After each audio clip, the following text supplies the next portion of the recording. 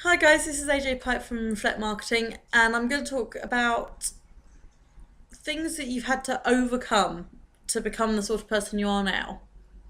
Now, I know obviously for some people this can be quite an upsetting subject.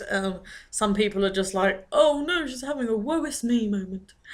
But I think it's quite important to understand where you're coming from, to understand how people work together. The biggest thing I think I've ever had to overcome is disapproving or what I call put down parents, which is where I have a parent who would continually, you know, say growing up that, you're fat, you're lazy, you're stupid, and that nothing I could do would would be a proud moment. And I think that took a lot of not well, it zapped a lot of my energy and it zapped a lot of my confidence. I was good at school. I followed all the rules. I've never had a detention. I've never, you know, never had a sent to the principal's office or headmaster's office or anything of the sort. And I did what I was meant to do. I did my GCSEs, which is the English equivalent of your certs. And despite my parents' divorce going on at the time and everything else, I got all right grades. But and I was the first person in my family to ever go on to college, which would be your uni equivalent. And I was the first person to do that. But nothing I did was ever good enough for this parent. Now, it did take me going into a dark place and a dark hole, and my then boyfriend, now husband, and my mother. You can probably tell which parent it is now. My mother, um, giving me a self help book and me sort of actually absorbing that and taking it in to come to the realization that he was just full of crap. this, and it was his own insecurities that he was pushing onto me. But I'm a parent myself now, and what he did to me, I don't understand how any parent could do that. I don't know if it's maybe the sort of parent but I couldn't. I want my children to succeed me. I want them to do better than me. I want them to, as part of my job as a parent, that they are better than me.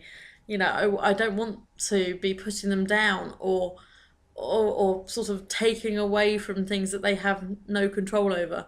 I mean, being called fat and lazy when you're a teenager is quite a damaging sort of thing to have.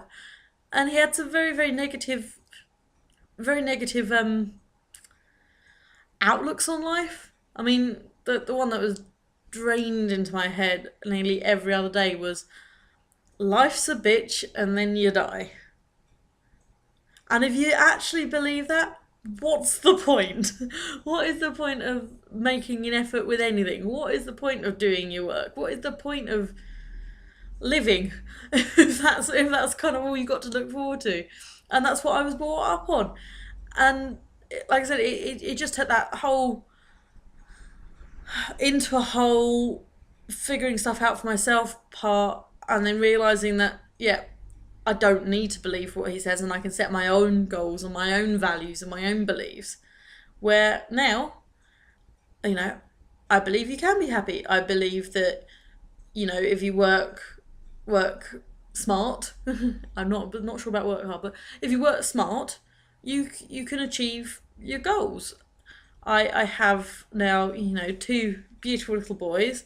I set up a business when I was 21 years old, that I took from a concept idea that no one had ever heard of to, mass contracts and everything else. And I haven't spoken to my father in, I don't know, what are we now, 3, 4 years, and even then it was rocky before. And he's bankrupt, and I'm in business still. I don't know. I don't think it's a karma thing. I know all parents, do the best they can, and I hope that is the case and everything. But at some point, I think you have to sort of cut out the you know the things that are taking away from you living your life.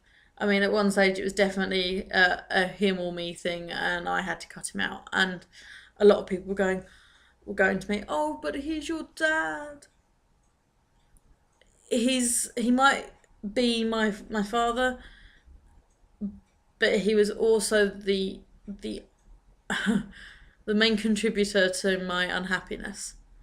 And as soon as I got him out, there was an immediate weight off my shoulders, and I got my confidence, and I knew I could succeed at things, and I didn't have this voice in the back of my head of, and it was his voice in the back of my head of, "Oh, you're stupid, you don't know what you're on about," or "You're just a child, what do you know?"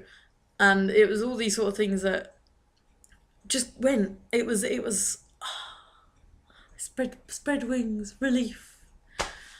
So I don't know. I mean, what major things have you? What hard decisions have you had to make in your life to make the situation better?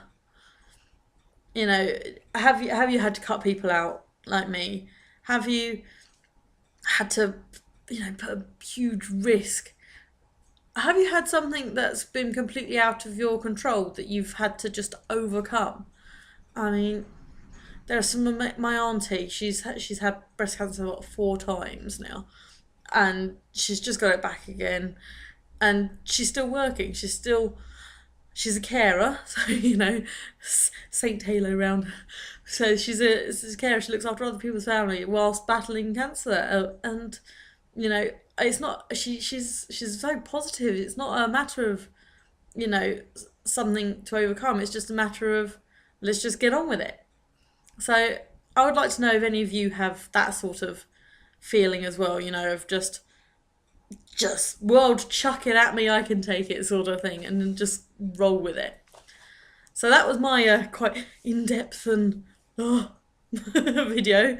Like I said, if you could comment down the bottom, and I would love to hear, if other people have, done like me and sort of, set themselves free, or if people, need to talk because they're still in a situation that they're deliberating as to what to do.